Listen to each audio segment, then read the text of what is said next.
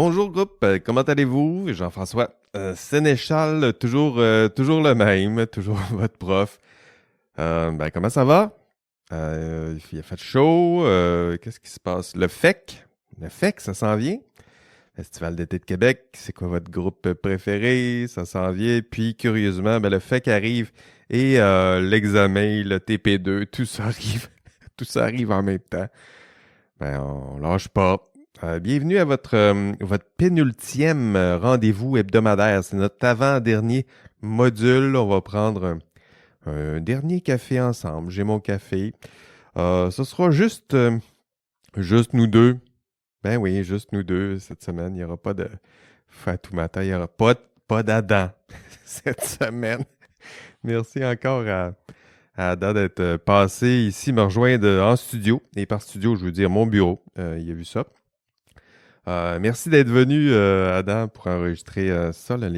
Les réactions sont bien bonnes. Je pense que vous aimez ça quand je jase avec un ou une de vos pairs. Moi aussi, j'aime ça. C'est ce qui me manque là, pendant l'été. Je vous sens, vous êtes là, on s'écrit, mais c'est ça. J'aurais aimé ça croiser plus souvent votre regard, vos sourires, puis vos hochages de tête là, quand vous m'écoutez. Mais ce ne sera pas le cas cet été. Cette semaine, c'est ça. Je vais être de retour seul dans ma tour d'ivoire. Je suis là. Pas le choix. C'est la fin de la session. J'aurais aimé recevoir peut-être quelqu'un d'autre en studio. Mais moi aussi, là, la fin de session est un petit peu sur les chapeaux de roue. Donc, je dois essayer de trouver du temps. J'enregistre quand je peux. Puis quand entre deux rendez-vous, là, je me lance sur un micro. Puis comme ça, je vous parle. Puis c'est ça. On fait ce qu'on peut. On est pareil. Hein. Moi aussi, là, je commence à être épuisé à la fin de la session comme ça. Puis j'essaie de pas écrire des courriels avec des points d'exclamation. Mais des fois, c'est tentant parce qu'on a hâte que ça finisse. Voilà, juste nous deux, toi et moi, de retour à notre posture classique. On se parle, je suis dans mon bureau, puis tu m'écoutes là où tu es. Écoutez, avant de sauter dans le module 11, je vais déjà vous parler du TP2. Et le TP2, Adam en parlait lors de son passage, mais c'est là. C'est dimanche prochain. C'est le 6 juillet, 23h59. J'aurais aimé vous aider, là, mais là, à une semaine de la date limite, je vous l'ai dit, mon horaire est déjà compliqué ces temps-ci. Ça va être compliqué de vous aider, de vous donner les rétroactions. J'en ai donné quelques-unes rétroactions à quelques équipes là, qui m'ont fait ces demandes-là là, en amont, mais en ce moment, c'est vraiment plus compliqué. Puis pour vous aussi, là, je vous rassure, là, ça peut se faire en une semaine, mais là, la gestion des horaires, ça va être complexe, puis il faut faire ça vite, puis c'est quand même beaucoup de travail là, si vous avez décidé de faire ça dans la dernière semaine. Ça se fait, mais attelez-vous, ça se peut que ça brasse. Puis en plus, je ne pourrais pas vraiment vous accompagner là-dedans, là, dans les derniers milles, mais en même temps, je suis certain qu'à ce moment-ci de la session, là, vous comprenez. Autre date importante, examen final. Examen final, c'est dans 2 semaines.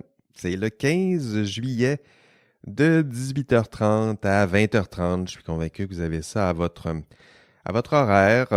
Ça se fera en classe. Je vous enverrai peut-être quelques dernières consignes par courriel, là, mais c'est un examen très classique. Là. On est en classe, puis on n'a rien d'autre que son crayon et son cerveau et le fruit du travail harassant et ardent que vous avez fait, passionné que vous avez fait tout au long de la session. Écoutez, mes conseils sont toujours les mêmes. Vous regardez les objectifs de chaque module, puis toutes les fois que vous regardez un objectif, vous vous demandez est-ce que je maîtrise cet objectif? Ou si le prof me pose une question sur cet objectif, est-ce que je me sens à l'aise? Puis si vous vous dites non, c'est ça. C'est ça que vous devez étudier. Si vous vous dites oui, vous n'avez même pas besoin d'étudier ça. Mais si vous dites peut-être, là, on va mettre aussi quelques heures là-dessus. C'est assez simple. Là, vous l'avez vu à l'examen de mi-session. Je dis ce que je fais ce que je dis, je vous dis, il y a des objectifs, puis je pose des questions sur ces objectifs. C'est exactement ce que je vais faire là, à la fin de la session. OK, cette semaine, un gros thème cette semaine, ça s'appelle Science et société. On va regarder ensemble comment ça s'articule les liens entre la science et la société, et entre la société et la science. C'est deux grands blocs, deux grands thèmes. On va voir les liens qui sont réciproques. C'est le module peut-être le plus philo, sociologie des sciences, du cours éthique et professionnalisme. D'ailleurs, tiens, je vous mets une mise en garde, là. C'est le moment de fermer vos autres distractions. Si vous écoutez le podcast en marchant, c'est parfait. Si vous écoutez le podcast en faisant la vaisselle, c'est parfait aussi. Mais là, il faut mettre les distractions de côté, là. Si vous êtes en train de faire deux, trois choses en même temps, appuyez sur pause, puis revenez là au moment où vous allez être dans l'auto seul ou en train de promener le chien, là, parce que c'est de la philo, je vais vous parler un peu plus doucement, on va penser et réfléchir ensemble et à deux.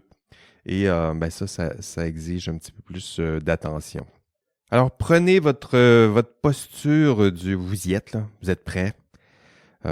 Prenez votre posture du penseur de Rodin. Là, on se met un petit point là, sur le coin de la mâchoire, là, puis on réfléchit ensemble. En tout cas, c'est le type de posture intellectuelle là, qu'il faut que vous adoptiez parce que les questions dans ce cours, dans ce module, les questions sont importantes, mais sont une posture un petit peu méta. Là, on va se questionner sur le rôle social des professionnels en sciences et génie. C'est quoi votre rôle social?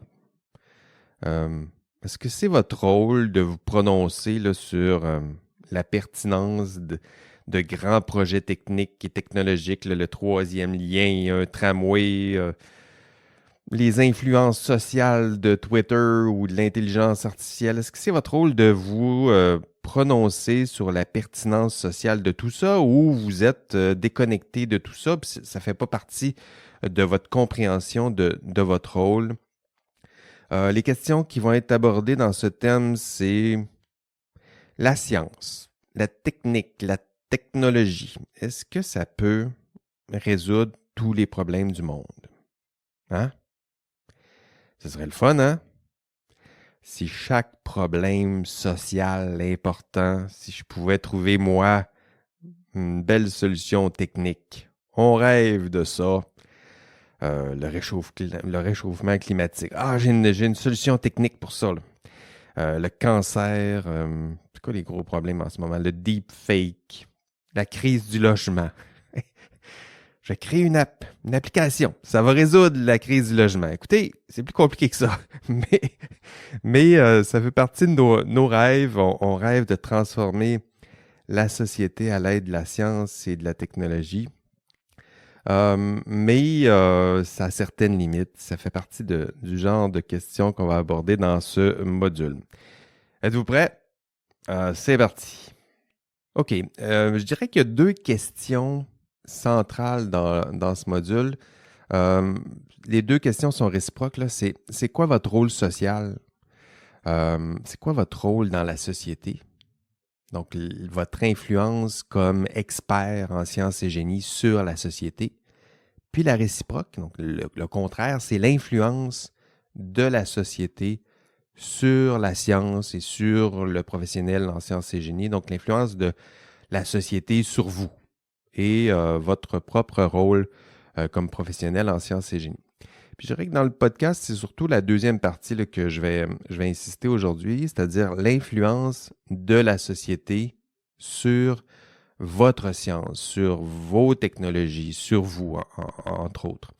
Parce que la contrepartie, là, celle de l'influence que vous avez sur la société, celle-là est plus facile à reconnaître, elle est plus facilement intégrée dans votre discours. Quand vous parlez de ce que vous faites, de vos rêves, de vos ambitions, en fait, si vous vous êtes inscrit en sciences et génie, là, c'est probablement parce que vous avez foi en cette influence. Hein? Vous rêvez de transformer le monde à l'aide de la technologie, de maîtriser encore un peu mieux la nature, la matière, l'énergie, le vivant. Construire au sens propre et figurer un monde meilleur. C'est de ça qu'on rêve quand on s'inscrit dans un programme de sciences et génie. D'ailleurs, le discours là, des très grands techno-entrepreneurs, là, les grandes figures de la technologie en ce moment, là, la techno, comment qu'il l'appelait? La techno-broligarchie, là. Une espèce de contrôle oligarchique des tech bros. Ça serait une autre façon de le dire. Ben, leur discours, quand vous écoutez leur discours, hein, ça incarne un petit peu ce rêve. Si vous écoutez Sam Altman de ChatGPT ou Zuckerberg de Meta, qui d'autre? Musk chez Tesla. Rappelons-nous qu'il était aussi chez Tesla, qu'il est toujours d'ailleurs chez Tesla. Bezos chez Amazon, chez Google, c'est qui? Sundar Pichai, je vais le prononcer comme ça. Quand vous les écoutez, leur discours, ben, comme vous, ils croient que la science peut et doit changer le monde. Puis, ben, vous avez raison de penser comme ça, là.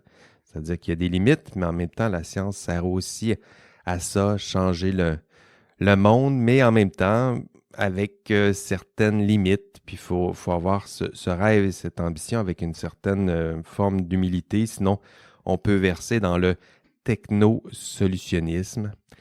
Puis ça, ben, j'en parlerai un peu plus tard.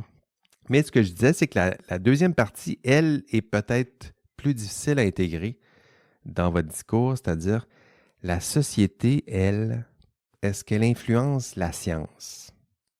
Hein? Comment vous vous placez face à cette question-là? Est-ce que la société peut influencer la science et la technologie? Comment s'y prend-elle? Puis je dirais que pour clarifier, vous allez voir un petit peu dans l'enregistrement de cours, pour clarifier là, cette influence de la société sur la science, on va faire quelques distinctions importantes. D'ailleurs, je me permettrai peut-être de vous l'expliquer ici, là. La distinction entre la science et la recherche. Hein, la science, on la souhaite ou on l'imagine coupée de la société. Son contenu il serait uniquement rationnel. Or, on va voir que la recherche, ben, elle, son contenu est moins coupé de la société, de son influence que vous ne le pensez. Ben, si on commence par la science, hein, la science, quand on fait cette distinction-là, c'est une distinction qui vient de l'anthropologue Bruno Latour, en fait des socio-anthropologues. Là, ça fait longtemps que cette distinction-là existe là, entre la science et la recherche. Si on regarde du côté de la science, le principal acteur de la science, c'est le scientifique. Mais le scientifique, hein, c'est une construction sociale que nous avons faite. Là. C'est lui que... Le scientifique, là, c'est celui que vous voyez à découverte, là, quand vous avec Charles Tisser ou... Attends, vous êtes plus jeune un peu. C'est peut-être Martin Carly que vous avez vu là, à la télé qui incarne la science. Hein. Il est là, il a son beau sarrau blanc. Puis pour lui, ben, la connaissance, elle est ben, certaine, hein, elle est objective. Tout ce qui reste à faire, là, c'est de vous expliquer les faits, puis c'est simple. C'est pas simple, la science, mais pour cet archétype, ça semble simple, la science. Puis il vous parle d'un contenu rationnel là, qui serait là, qui serait froid, coupé de la société, de son influence. Puis d'ailleurs, le scientifique, quand vous l'observez en train de discourir, ben, son seul objectif là, semble être de vous instruire des vérités, des faits scientifiques. Puis il se contente souvent de faire passer le complexe et compliqué à quelque chose de très simple. Ben, très simple parce que ça s'enseigne plus aisément, mais est-ce que ça reflète la réalité? Ben, pas vraiment. Hein? Puis c'est cette conception de la science là, que vous allez retrouver dans vos textbooks préférés. Là. Vous avez des textbooks proches de vous, là, des gros livres trop chers à 400 $ en chimie, en physique, en génie, on en a tous. Là. On en a tous acheté, puis on se demande pourquoi on a si peu exploité ces gros ouvrages. Mais Si vous observez la connaissance scientifique dans ce genre d'ouvrage, ben, c'est évident que la connaissance qui est contenue dans ce genre d'ouvrage, c'est coupé, c'est apolitique, hein, c'est coupé de la politique, coupé des influences sociales. Vous n'allez pas retrouver d'influence de la société ou de traces, ou très peu, on y reviendra, de la société dans ce genre d'ouvrage, mais c'est un mensonge. C'est un mensonge.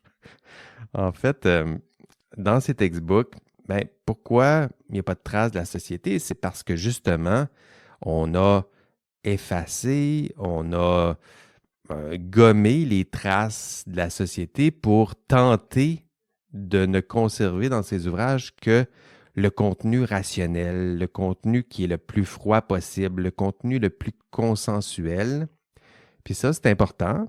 C'est un bel ouvrage, ce genre de textbook, mais attention, le processus, hein, le vrai processus de production de la connaissance.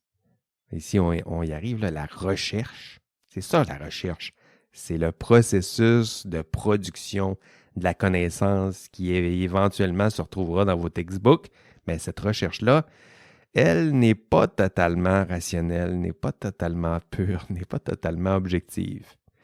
Donc, cette science que vous trouvez dans vos textbooks, elle se veut objective. La connaissance qui est là-dedans, ça se veut froid, rationnel, coupé de toute trace où on aurait essayé d'effacer toutes les traces d'influence de la société. Mais vous allez voir que même en tentant de gommer toutes ces traces, il va y en rester quelques-unes. J'y reviendrai un peu plus tard. Donc, le scientifique, c'est ce personnage que vous avez en tête. Mais sachez que ce scientifique, c'est une construction sociale. Il n'existe pas. Hein? Il existe seulement dans notre tête. C'est un personnage, c'est une construction sociale qui est très bien ancrée dans nos têtes. Par exemple, si je demande à mes étudiants, je le fais pendant la session, là, vous avez regardé dans l'enregistrement de cours, je vais vous présenter quelques dessins de mes étudiants. Là, je leur demande de dessiner un scientifique. Puis vous allez voir que les dessins sont beaux, entre guillemets, là, mais ils sont surtout très archétypaux. D'ailleurs, ce test-là là, de faire dessiner un scientifique, ça s'appelle le DAST test, hein, Draw a Scientist Test. C'est ça l'acronyme, là, DAST, D-A-S-T. Lorsqu'on demande à n'importe qui de dessiner un scientifique, les dessins sont toujours les mêmes. Puis je dirais que plus on se rapproche de l'université, plus ces dessins-là sont semblables. Autrement dit, là, plus les jeunes se rapprochent de l'université, plus leur dessin ressemble à Martin Carly. OK? Mais désolé de vous le rappeler ou de vous en informer si tard dans votre formation, mais la réalité, c'est que la science, ce n'est pas cette caricature. En fait, le scientifique incarne cette caricature, mais la vraie science, telle qu'elle se voit, telle qu'elle se déploie dans les universités, dans les centres de recherche, dans les laboratoires, c'est pas ça. Hein, si vous allez faire un tour, c'est allez le faire, là, si vous êtes sur le campus. Là. Allez vous promener dans les corridors du Vachon ou du Comtois, tiens, faut voir là, où vous êtes, puis vous allez voir des chercheurs. Allez voir des chercheurs. Vous allez voir, ça ressemble pas du tout à Martin Carly. Ben, il y en a, là, des hommes blancs avec une moustache, puis des lunettes, puis un sarrau, là, il y en a, mais vous allez voir toutes sortes d'autres personnes, souvent pas de barbe, souvent pas des hommes, souvent pas blancs, pas toujours avec des lunettes, mais rarement avec leur sarrau, à moins qu'ils soient vraiment en train de manipuler, là, mais ils sont souvent dans leur bureau, en train de taper sur un PC comme moi. Donc, il faut se défaire un petit peu de cette caricature, parce que ça incarne un petit peu votre conception légèrement caricaturale que vous avez de la science. Hein, vous devez, rendu à ce stade-ci de votre progression, là, je sais que vous aimez la science, mais vous devez faire l'effort de comprendre ce qu'elle est réellement, concrètement, la science. Là. Sortir un petit peu de cette caricature de la science pour essayer d'en comprendre les tenants, les vrais tenants et aboutissants. Ce que je vous suggère, c'est de remplacer votre Martin Carly, votre scientifique caricatural, par le chercheur, ou la chercheuse. Là. Il y a une orthographe là, qui est encore contestée.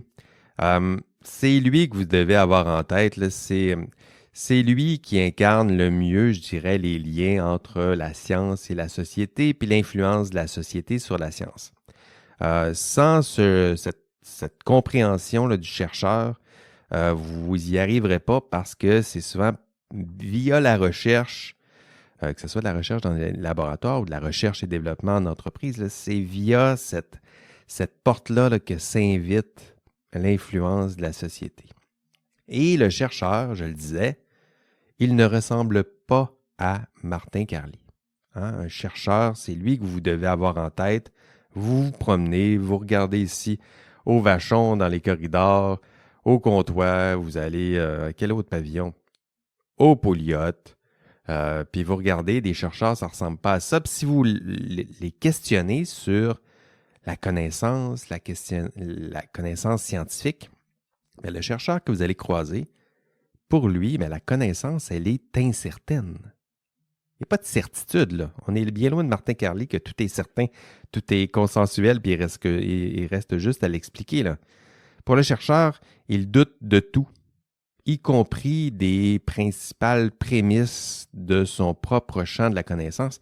C'est ça qu'on veut faire là, comme chercheur. Là. On veut challenger toujours les principaux consensus, défier la science. Et si ça, c'était pas vrai, puis là, on essaie de mettre en place des protocoles expérimentaux pour défier, défier pour éventuellement découvrir quelque chose de nouveau.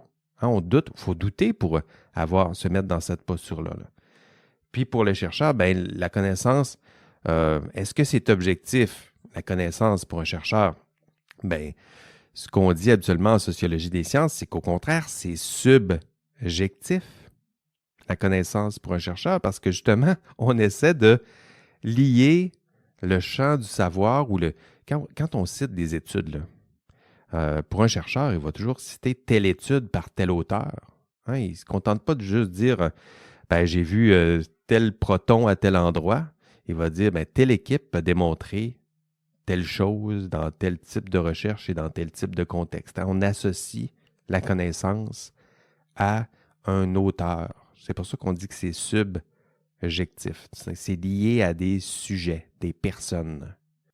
Pour le chercheur, ben, la connaissance, elle est changeante, elle est sur le point de changer, elle est modifiable, elle est remplaçable par une connaissance qui, elle, serait plus fiable, plus vraie, hein? Par une théorie qui serait mieux démontrée, peut-être celle produite par le chercheur même. Hein? Ça serait le fun, hein? Produire une nouvelle modification théorique qui reflète encore mieux la réalité. C'est ça la progression du savoir. Puis si vous questionnez ces chercheurs-là, bien, vous allez voir que les chercheurs, leurs activités de recherche sont directement liées aux politiques, directement reliées à des enjeux sociaux. Hein, les chercheurs, ça lit des budgets politiques, ça lit des énoncés des principaux bailleurs de fonds pour regarder là où va le financement. Le financement s'en va où? C'est quoi les sujets, thèmes et besoins ciblés par le gouvernement en place? On s'en va dans quelle direction? C'est quoi les voies de recherche qui sont les mieux financées? Puis là, ben, on essaie d'orienter un peu, pas uniquement, là, sinon ça serait bien fou, mais il y en a plusieurs qui ça semble uniquement leur seul but, là, essayer d'orienter leurs intérêts de recherche en fonction de là où le financement est peut-être possible. Hein, on voit ce qui se passe avec l'intelligence artificielle en ce moment. Il y a de l'argent. Là. Fait que si on mentionne l'intelligence artificielle, qu'on en fasse un peu ou pas, ou presque pas, ben ça aide à avoir du financement. Il y en a plusieurs qui ont compris ça. À une autre époque, c'était optique photonique, les données massives. Il y a quelques années, la COVID-19, écoutez, tout le monde faisait de la recherche là-dessus parce que quoi? Ben parce que c'était là le principal besoin, c'était là où allait l'argent, c'était là où on avait des principaux intérêts de recherche, des besoins criants. Puis voilà. Hein? Donc, ces champs du savoir Pour un chercheur, on pourrait dire que n'importe quel champ du savoir est intéressant, d'un point de vue théorique, mais d'un point de vue pratique, ça peut aider d'aller dans certains champs de la connaissance qui sont mieux financés. Si vous voulez faire du clonage humain reproductif, en ce moment, ça va être dur d'aller chercher du financement parce que c'est interdit et ce n'est pas du tout stimulé par les bailleurs de fonds. Par contre, si vous voulez faire de la recherche sur la thérapie génique, là, peut-être. Parce que là, c'est thérapeutique, puis là, c'est pas exactement de la modification génétique, ça s'intéresse pas aux gamètes reproductives, puis il y aurait peut-être une ouverture, ça sera plus facile. Puis si vous voulez faire de l'intelligence artificielle là-dedans, on va vous lancer de l'argent. Il n'y a pas de problème. Donc là, voyez-vous un peu je m'en vais dans cette direction-là pour ça. Là. Le lien ici, c'est l'influence de la société sur la science et son contenu. Puis là, c'est ce qui se passe. C'est-à-dire que la société, via le financement, peut tranquillement s'investir ou s'immiscer dans le cours de la science et du contenu scientifique. C'est ça le lien entre société et influence sur la science. Ce que j'essaie de vous dire ici, là, c'est qu'avant de se retrouver dans vos beaux textbooks à 300 $, avant de se retrouver là, la science et son contenu, c'est d'abord, ça a passé à travers un processus qu'on appelle la recherche. Cette recherche, elle est liée à des enjeux sociaux. Elle est influencée par la société, notamment via le financement de la recherche. Et d'ailleurs, ces traces, les traces de cette influence de la société ne seront jamais totalement effacées de la science. Il restera toujours des traces de l'influence de la société dans le contenu scientifique, y compris, ils sont plus difficiles à trouver, là, mais y compris dans les textbooks que vous avez achetés. Je sais que vous aimeriez que cette science que vous aimez tant là, soit pure et rigoureuse et coupée de la société, puis un produit uniquement rationnel, puis protégé des influences sociales et politiques, puis que le laboratoire, par une drôle de magie, protégerait les chercheurs de l'influence de la société ou de la moralité publique. On l'aime, cette science, on aimerait qu'elle soit pure, mais c'est pas ce qu'on voit dans la réalité. La science, lorsqu'on l'observe du point de vue de la recherche, celle-là, telle qu'elle se fait, telle qu'elle se produit, elle est liée aux politiques et aux enjeux sociaux de son époque. En fait, on pourrait même aller plus loin. On pourrait se poser cette question-là sur la recherche qui est produite en ce moment. Donc, est-ce que cette recherche qui est là, qui est faite dans nos laboratoires, est-ce qu'elle est influencée par la société en ce moment? On voit ce qui se passe socialement. Est-ce que ça se peut que la société influence même le cours de la recherche qui se passe en ce moment au Vachon et au Pouliot? Et au Caso. J'avais quasiment oublié.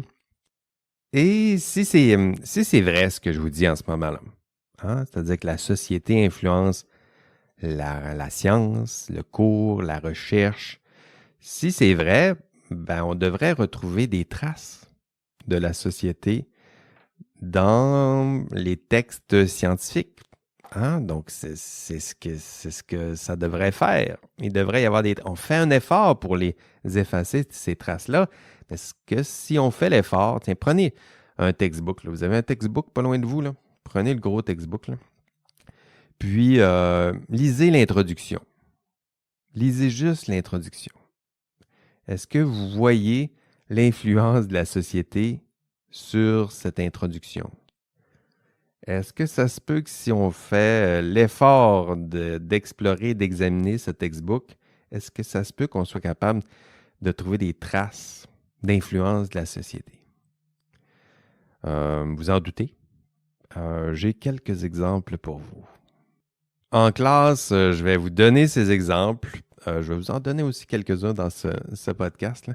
En classe, on va voir Lysenko, comment l'influence du régime communiste en URSS, comment ça a influencé le cours de la science.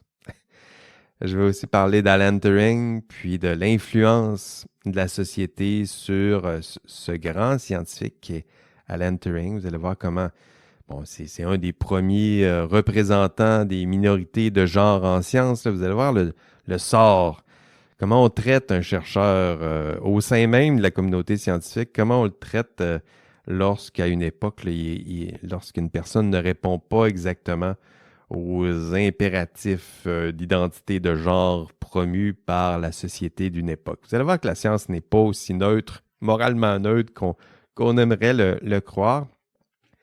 Autre exemple que je vais vous citer en classe, puis je vais vous en dire aussi quelques mots ici, c'est l'histoire de Carl von Linné. Vous rappelez-vous de Carl von Linné? En fait, si vous avez des textbooks de biologie ou de génétique, là, vous allez voir assurément la classification des espèces de Carl von Linné. Hein, l'avez-vous en tête, là? Un gros tableau, là, souvent la reproduction n'est pas toujours très, très belle, là, mais on voit plein de mots classés, puis Carl von Linné, Carl von comme si je le connaissais personnellement. Carl von Linné avait fait une belle classification de toutes les espèces, hein, un grand tableau là, taxonomique où on regroupe tous les différents règnes du vivant. Il y a plein de mots latins là-dessus, là, sur ce tableau-là. J'imagine que vous l'avez en tête. On regroupe les différentes espèces, les races, qui sont regroupées selon des critères visuels. C'était la façon de faire de Carl von Linné. Vous irez voir dans l'enregistrement de cours ce que ce père de la biologie moderne raconte lorsqu'il parle des races humaines. Vous irez voir, puis vous irez me dire après comment la société de l'époque n'a pas influencé le contenu de la science ou comment la société de l'époque n'a pas influencé comment Carl von Linné classe ces races humaines. Puis vous m'en reparlerez. Mon exemple préféré, c'est l'influence. En fait, moi, j'ai fait une formation en biologie de la reproduction.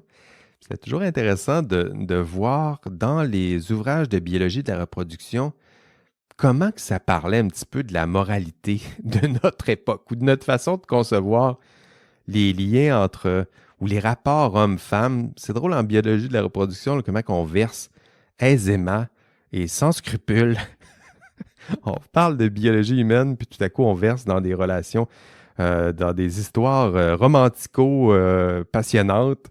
Vous irez voir le langage utilisé pour parler de l'embryon et du spermatozoïde. Ça en dit bien long là, sur le discours d'une époque.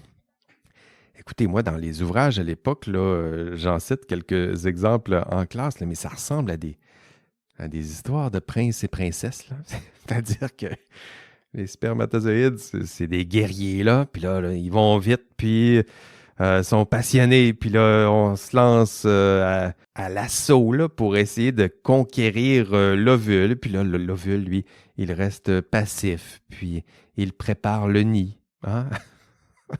En attendant le conquérant, le seul qui va réussir à vaincre tous les autres. Écoutez, faut rester calme, là. Chercheurs, chercheuses de la biologie de la reproduction, là. Restons rigoureux et rationnels. Ce ne sont que des gamètes. Hein? C'est rien de plus que ça. Des gamètes complémentaires, peut-être, pour faire un être vivant, mais rien de plus. Le reste, ce sont de bien belles histoires, mais ce sont aussi des traces de la société dans laquelle a été écrite cette science. Puis ça, il faut s'en rendre compte, les chercheurs ce sont des humains, là, les chercheurs, là, qui ne se rendent pas toujours compte de ce qu'ils font, mais ils sont souvent, malgré eux, sans s'en rendre compte, ils sont influencés par leur époque, hein, par les idéaux de leur époque, les projets sociaux de leur époque, les valeurs de leur époque. Puis, ce sont des humains, donc ils vont porter aussi, dans le regard qu'ils vont jeter sur la science, ils vont malgré tout porter les myopies, les préjugés de leur époque. Puis c'est vrai dans le passé, mais est-ce que ce serait vrai aujourd'hui? Je suis curieux de voir ça. Ça serait intéressant de revoir dans 30 ans à quoi ressemblent nos livres de biologie de la reproduction, là, le textbook de biologie de la reproduction qui est écrit en ce moment. Là. Dans 30 ans, gageons qu'on va voir des traces de notre époque. Hein, vous savez, le débat là, sur disons, les nouveaux constats là, qu'on fait sur la fluidité des genres, sur le spectre, sur tout ce qu'on voit en ce moment. Là, je suis convaincu que ça va laisser des traces dans la science. Du moins, on ne parlera pas de la reproduction de la même façon qu'on parlait de la reproduction il y a 40 ans. Hein? Donc, je sais qu'en ce moment, là, on se dit, ben, le contenu, il est là, c'est rationnel, mais en même temps, ce contenu-là, dans 30 ans, on va regarder, puis on va dire, ben, c'est sûr que ça parle beaucoup de cette époque-là. Ça parle de questionnements qui étaient importants à cette époque-là. Ça parle d'une société qui est en train de changer, puis ça laisse des traces dans les textbooks que nous avons achetés à 800 $ parce qu'il y a eu de l'inflation dans 40 ans. Je ne sais pas combien ça va coûter. Influence de la société sur la science. Vous irez voir dans l'enregistrement de cours, la démonstration est un peu plus longue, plus étayée, mais en même temps, c'était l'objectif, vous faire voir un peu comment la société influence la science. Le contraire, je le disais en entame de cet épisode, la science, elle influence la société, puis ça, ben, on est plus à l'aise avec ce mouvement-là. Là. C'est plus évident, je le vois aussi dans les questions que je pose en classe. Vous allez voir dans l'enregistrement de cours, dès le début, là, je leur dis, est-ce que la science influence la société? Puis ça, oui. Ça, les étudiants le voient, ça, ils le souhaitent. Ça fait partie de leur projet. Mais n'oubliez pas que la société influence aussi la science. La société influence aussi ce que vous êtes et comment vous allez exercer la science et la technologie. Puis si on s'éloigne un petit peu de la science théorique, puis on regarde un petit peu la technologie, bien même la technologie, hein, lorsqu'on regarde le produit de la technologie ou de la technique, là aussi, ça porte les traces d'une société. Hein, quand vous allez construire vous allez construire bien des choses. Des ponts, des routes. Bien, si vous construisez des ponts et des routes, bien, vous ne faites pas que construire des ponts et des routes. Ce n'est pas seulement un objet technique. Ce qui se passe, c'est que ces ponts et ces routes sont pas là, ils apparaissent pas là par magie. Là. Ils font partie d'un projet social. Ils sont des objets techniques qui sont au service d'une conception du bien commun, d'une conception de ce que serait la ville idéale, de ce que devraient être nos modes de transport. Hein, ce n'est pas seulement des projets et objets techniques. Et vous, en construisant ces beaux objets, bien vous allez vous mettre au service des projets sociaux qui se cachent derrière ces objets techniques. Hein, vous allez vous mettre au service de certaines valeurs. Et ce faisant, ben, vous allez sacrifier d'autres valeurs au passage. C'est sûr que si vous construisez une route, c'est pas la même chose que construire une piste cyclable. D'ailleurs, ça fait des tensions immenses en ce moment à Québec. Mais vous le voyez bien, là, c'est pas juste un objet technique. Là. Il y a des valeurs qui se cachent derrière ça, et puis éventuellement, il y aura des conflits. Si vous mettez au service de l'un, vous ne vous mettez pas au service de l'autre. Puis tout ça, hein, si vous ne faites pas l'effort d'y réfléchir un peu, ben, tout ça va rester caché à votre insu dans les projets de construction de ponts et de routes. Puis là, je parle des ponts et des routes, mais je pourrais parler de tout ce que vous faites. Hein? Si vous construisez des trains électriques, ben, ce n'est pas juste un train électrique. Il y a des valeurs, il y a un projet social, il y a un projet politique derrière l'idée de construire un grand train électrique qui partirait de Québec à Toronto. Hein?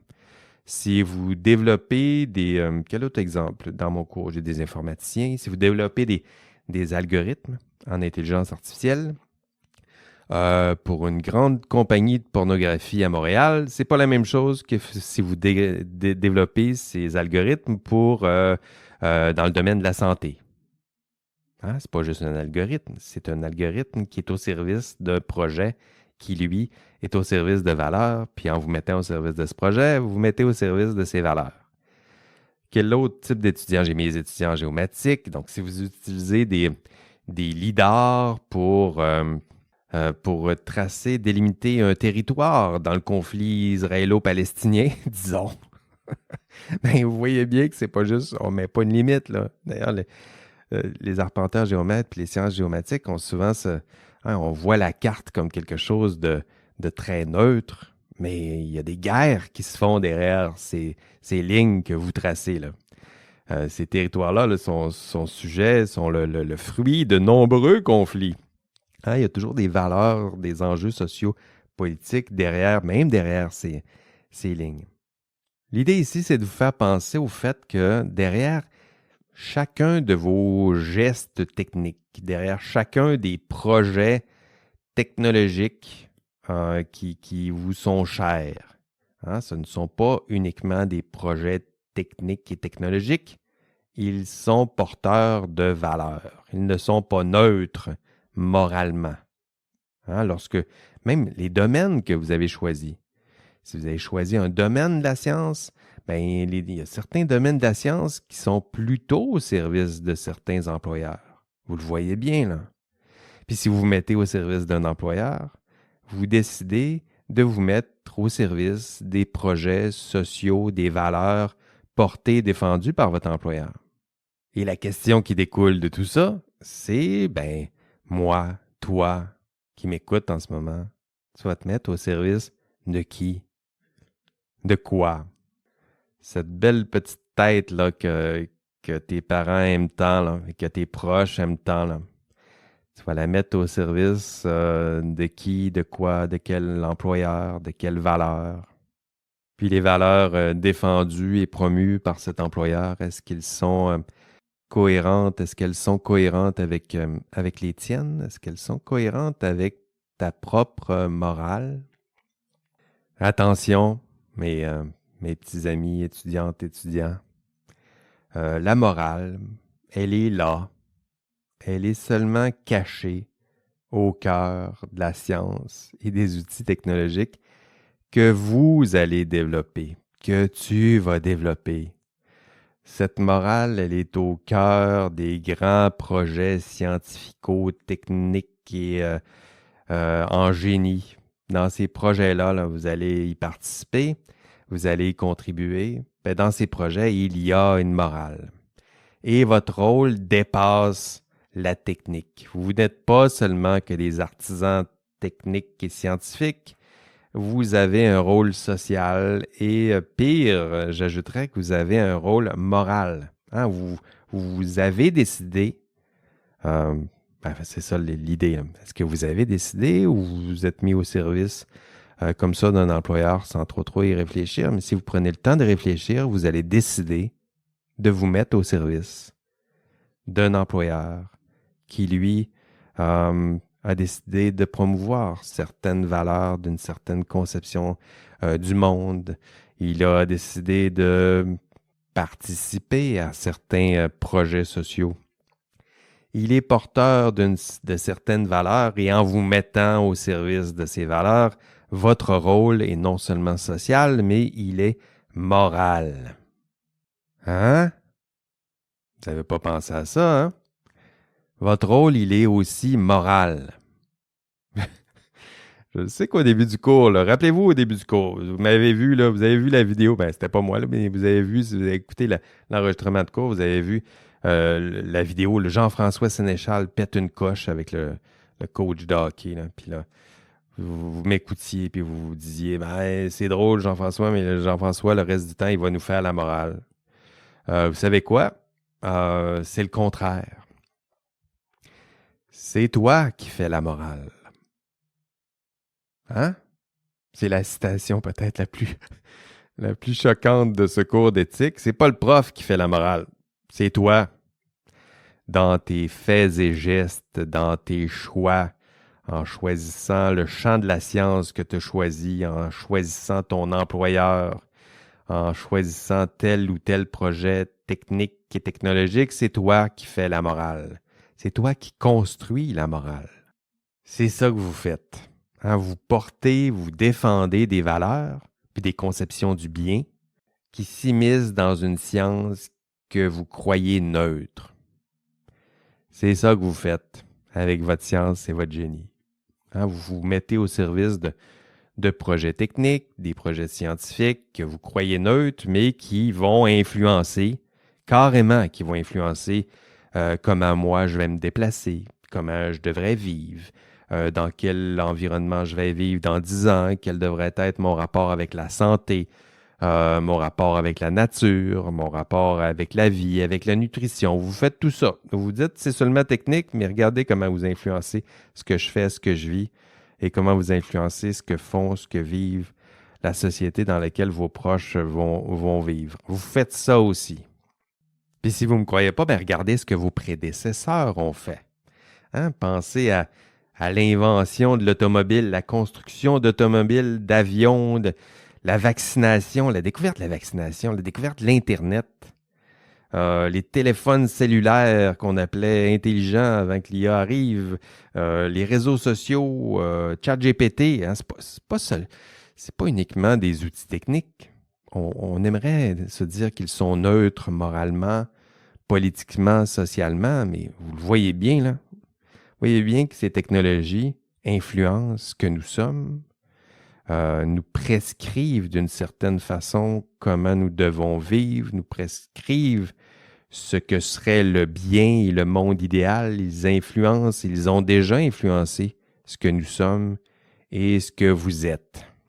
Alors soyez prudents, étudiantes, votre science, votre profession en sciences et génie, ça promeut, peut-être à votre insu, là, mais ça promeut quand même des valeurs, hein, une conception du bien commun, ça promeut des visions du monde. Puis là, il est temps pour vous de reconnaître la présence de ces valeurs dans les projets socio-techniques que vous construisez, puis d'assumer ces valeurs, puis de vous assurer que ces valeurs correspondent à vos valeurs. Vous êtes des activistes sociaux. C'est ce que dit Calon et là, deux sociologues qu'on va voir aussi dans l'enregistrement de cours. C'est ce qu'ils disent. En vous mettant au service de projets techniques et scientifiques, vous vous mettez au service de valeurs, vous vous mettez au service de transformation sociale et donc vous êtes des activistes sociaux. Votre principale tâche, c'est de changer la société. Hein? Évidemment, on pense pas. Quand on pense à activiste social, on pense peut-être plus à Greta Thunberg. Là. Mais je dirais que la seule différence entre Greta et vous, c'est que vous ignorez peut-être, contrairement à Greta, vous ignorez peut-être à quel point vous allez influencer, puis vous influencez déjà le monde dans lequel nous allons bientôt vivre. La science et le génie. Hein, vous allez bientôt vous mettre au service de tout ça. Eh bien, cette science et cette technologie, elle est chargée de valeurs. Et vous allez vous mettre au service de projets sociaux et donc d'une conception du bien commun. Et toi, qui m'écoutes, qui tente de m'écouter jusqu'à la toute fin, c'est quoi les valeurs qui sont les tiennes? C'est quoi les valeurs que tu souhaites promouvoir à travers la science et le génie? Parce que c'est ça la vraie question. Est-ce que tu peux exercer ta profession en sciences et génie en ignorant les valeurs qui s'y cachent? Est-ce que tu peux encore faire ça? Je sais qu'avant ce cours, peut-être tu ignorais ça. Ça se peut. Mais là, tu ne peux plus te permettre d'ignorer tout ça. Est-ce que tu vas te mettre aveuglément au service d'un employeur et des projets qui ne correspondraient pas ou plus à tes valeurs? Ou au contraire, ben, tu vas exercer la science et le génie en t'assurant que les valeurs promues à travers ces différents projets sont les tiennes. Hein? T'assurer que ton rôle, que tu puisses contribuer de fait à construire la société dans laquelle tu souhaites vivre. C'est de toi qu'on parle, puis tu en as le pouvoir. La science et la technologie comme pouvoir, c'est ce que tu as. Et la responsabilité qui l'accompagne. Voilà, c'est tout pour cette semaine. Bravo pour votre écoute. Je l'avais dit que c'était un petit peu philo-sociaux, mais il faut en faire un peu, un petit moment à nous deux pour réfléchir à tout ça. Merci d'être là à chaque épisode. Le prochain épisode, j'ouvre les deux derniers modules de cette semaine, mais le prochain épisode, je vais le publier vendredi. Là. Ça va vous laisser le temps d'écouter celui-là. Donc, si vous venez juste de l'écouter, c'est lundi, bien, il va falloir patienter jusqu'à vendredi pour écouter le suivant. Puis pour les autres, bien, c'est ça s'en vient. Donc, vendredi, ce sera notre dernier épisode, dernier rendez-vous, toi et moi, dernier café, tous les deux. Puis, dernier épisode, on va faire une belle rétrospectif. Là, donc, on va regarder le système professionnel, puis on va examiner les grandeurs et misères du système professionnel. Ça promet. Allez, bye-bye. OK, l'indice cette semaine, ce sera Bruno Latour. Bruno Latour, c'est le principal auteur là, de la distinction entre science et recherche. C'est un socio-anthropologue. Vous irez lire l'ouvrage de Bruno Latour. Ça s'appelle « La vie de laboratoire », si vous voulez faire un petit peu de sociologie, d'anthropologie des sciences. Un bel auteur à lire cet été, les doigts de pied en éventail sur la plage peut-être. L'indice, Bruno Latour.